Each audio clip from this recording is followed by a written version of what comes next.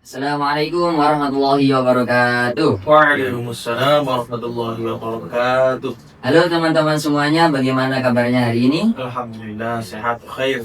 Semoga semuanya yang menonton video ini, viewer yang ada di luar sana, semoga senantiasa dalam lindungan Allah Subhanahu wa Ta'ala. Amin. Selamat datang di Ngobrol Santai kita pada hari ini, yang mana kita akan membahas tentang isu-isu kehidupan, yang mana kita akan memandang itu semua dari sudut pandang Islam dan nilai-nilai Al-Quran. Kalau kita perhatikan ya, akhir-akhir ini itu seringkali liwat di sosial media kita berbagai isu tentang bencana alam, yaitu diantaranya longsor, banjir, dan lain-lain. Bahkan mungkin kita sendiri itu pernah merasakan itu secara langsung. Pertanyaannya, apakah jenengan semua pernah berpikir tentang fenomena itu tadi? Kenapa semuanya ini bisa terjadi? Apakah ini ada bencana ini, apakah ada campur tangan dari manusia? Atau mungkin dari kita sendiri itu sudah mulai lupa tentang amanah yang telah diberikan oleh Allah Subhanahu wa Ta'ala. Salah satu penyebab yang sering dibahas adalah deforestasi atau pengundulan hutan yang terus terjadi. Hutan yang seharusnya menjadi paru-paru bumi justru semakin berkurang karena penambangan liar, alih fungsi, dan eksploitasi alam yang berlebihan. Akhirnya, keseimbangan alam terganggu dan bencana pun tidak dapat dihindari. Sebagai seorang muslim tentunya kita tidak akan melihat itu dari sudut pandang lingkungan saja, tetapi kita harus juga bisa melihat dari kacamata Al-Quran. Bagaimana Al-Quran itu bisa membahas, bisa memberikan pemahaman tentang kerusakan alam supaya kita nanti itu bisa mendeskripsikan tentang fenomena-fenomena tersebut. Ini saya perkenalkan dulu ya, ada Mas Riko dan Mas Rido. Bagaimana Mas kabarnya hari ini? Alhamdulillah khair. Alhamdulillah. Baik, langsung saja kita masuk ke pembahasannya. Kalau ngomongin tentang kerusakan lingkungan, biasanya yang kebayang itu sampah plastik atau polusi. Padahal kenyataannya yang terjadi adalah masalah yang dampaknya jauh lebih besar, yaitu hilangnya hutan. Nah, Mas Rido, emang separah apa sih kerusakan hutan yang terjadi pada saat ini? Baik Mas Jamal, kalau kita bicara separah apa, ya gak usah terlalu melihat jauh ke luar negeri. Di Indonesia sendiri, kita ini juga sudah sering melihat ada banjir, ya berita-berita banjir, berita-berita longsor, sampai kabut asap akibat hutan-hutan yang terbakar itu hampir muncul di setiap tahunnya. Oke, nah apa sih penyebabnya semua itu terjadi? Salah satu faktor penyebabnya adalah deforestasi yang tadi sudah Mas Jamal sebutkan, atau sederhananya seperti ini: hilangnya kerimbunan hutan, ya, akibat daripada aktivitas manusia. Iya. Seperti itu. Ya, berikutnya yang bikin miris. Nah, jadi yang bikin miris itu adalah penyebabnya bukan cuma penambangan liar aja. Banyak hutan ini yang dibuka atau yang digunduli dalam skala besar, ya, untuk perkebunan. Ya, berikutnya juga pertambangan, biasanya seperti itu, sampai pembangunan infrastruktur itu mengorbankan hutan-hutan yang lindung. Seperti itu. Astagfirullah. Jadi adanya bencana ini bukan murni karena fenomena alam, tapi ada sangkut pautnya itu dari tangan manusia itu sendiri ya? Benar sekali, ulah manusia tersebut.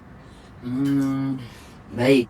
Kalau tadi sudah diterangkan oleh Mas Rido bagaimana tentang sudut pandang lingkungan, tentang fenomena-fenomena yang ada sering terjadi pada saat ini. Nah, saya itu penasaran Mas, mumpung ada sampean ini Mas ya. Saya itu penasaran bagaimana sih Al-Quran itu memandang tentang fenomena-fenomena bencana alam yang kebanyakannya itu disebabkan oleh tangan manusia itu sendiri. Bagaimana Mas? Oke, jadi izin menjawab bahwasannya Allah itu sudah membahas dalam firman-Nya di surah Al-Baqarah ayat 11 sampai ayat 12. Bismillahirrahmanirrahim. Wa idza qila lahum la tufsidu fil ardi. Nah, ini khitab daripada ayat wa idza qila lahum la tufsidu fil ardi itu kepada seluruh makhluk. Jadi nggak ada wa idza qila nas ataupun wa idza qila alladzina amanu, nggak ada. Tetapi di sini semua manusia, mulai dari muslim ataupun non muslim ataupun yang berakal ataupun yang tidak berakal, semuanya rata. Wa idza qila lahum la tufsidu fil ardi. Janganlah kalian itu merusak bumi gitu. Iya. Lanjutnya qalu innama nahnu muslihun. Bahwasanya sesungguhnya kami itu justru orang-orang yang melakukan perbaikan gitu. Kata Allah itu. Allah menurunkan hujan, Allah menurunkan semua tumbuhan yang tumbuh dengan secara alami. Itu Allah melakukan perbaikan-perbaikan secara alami. Karena adanya Allah, tanah itu subur. Karena adanya Allah, sawit itu tumbuh pesat. Karena adanya Allah, bahwasanya lingkungan-lingkungan berbuah-buahan yang bisa dimanfaatkan oleh manusia itu tumbuh. Maka dari situ dilanjutkan oleh ayat 12-nya. Ala innahum humul mufsiduna walakin la yash'urun.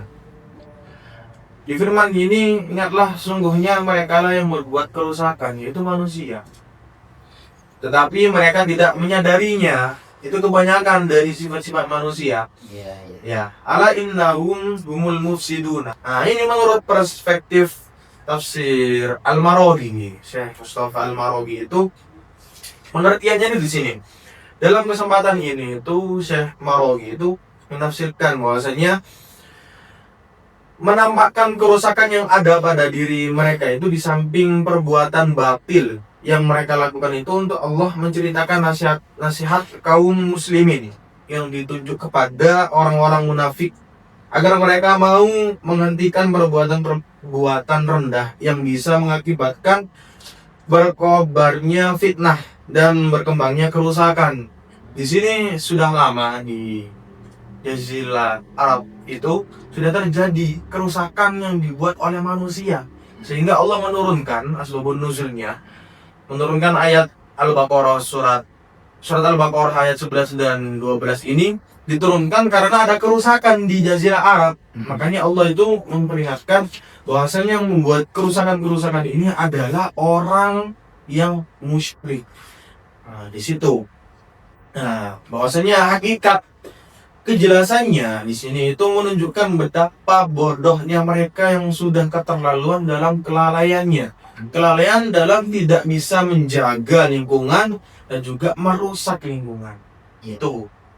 Jadi hikmah ataupun ibrah dari penafsiran Tabari di surah Ar-Rum ayat 41 ini bahwasanya fasad ya itu tidak hanya berarti kerusakan lingkungan. Nah, yang mengerikannya fasad ini juga diambil makna dalamnya yaitu kerusakan hati manusia. Mas Jamal. Nah, ketika hati itu dipenuhi kesombongan, cinta dunia, kepentingan pribadi, iri dengki, maksiat, kezaliman segala macamnya. Nah, akibatnya yaitu menjadi kerusakan. Nah, di sini sebaliknya hati yang dipenuhi ma'rifat ataupun ketaatan akan melahirkan iman kepada Allah, kemaslahatan bagi makhluk hidup, dan juga oleh karena itu perbaikan bumi dimulai dari perbaikan hati. Jadi ketika hati itu suci, jernih, perbaikannya juga nanti kita perbaikan dari hati terlebih dahulu. Iya. Jadi kita menasehati seorang yang merusak bumi itu tidak bisa langsung melarangnya, akan tetapi hatinya itu perlu kita benahi. Nah, maka dari situ memperbaiki hati adalah pangkal dari islah, islah al-azm, gitu. Oh, berarti itu di sini di surat apa tadi? Ar-Rum. Berarti di surat Ar-Rum itu membicarakan bahwasanya kerusakan alam ataupun alam itu bisa terjaga itu ada komparasinya dengan manusia itu sendiri. Hati manusia. Hati manusia.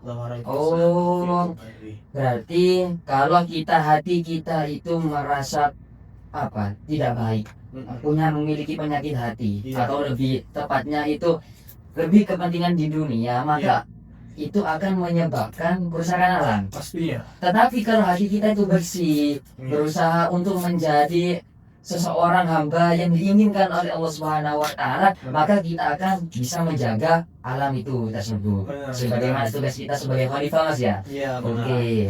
Baik teman-teman, itu tadi bincang santai kita pada hari ini, yaitu membahas tentang deforestasi, ekologis dan lingkungan alam. Jadi kesimpulannya, marilah kita jaga lingkungan kita, mari kita jaga hutan kita, supaya apa? Supaya hutan kita terjaga sehingga besok di keturunan kita, cucu-cucu kita itu bisa merasakan apa yang kita rasakan pada saat ini. Yaitu bisa menghirup udara yang segar, bisa merasakan kenikmatan alamnya, yaitu memakan buah-buahan, sayur-sayuran. Jadi semoga apa yang kita bahas, apa yang kita diskusikan bersama-sama ini menjadikan pemahaman, menambah wawasan kita, dan semoga itu menjadi keberkahan bagi kehidupan kita semua. Amin amin ya Allah. Terima kasih Mas waktunya. Sudah jauh-jauh ke sini ya, sudah berbagi ilmu terhadap kita, dan semoga yang menonton video ini, viewer yang ada di luar sana bisa termotivasi untuk menjaga lingkungan alam. Baik, demikian dari kami. Kurang lebihnya mohon maaf. Assalamualaikum warahmatullahi wabarakatuh.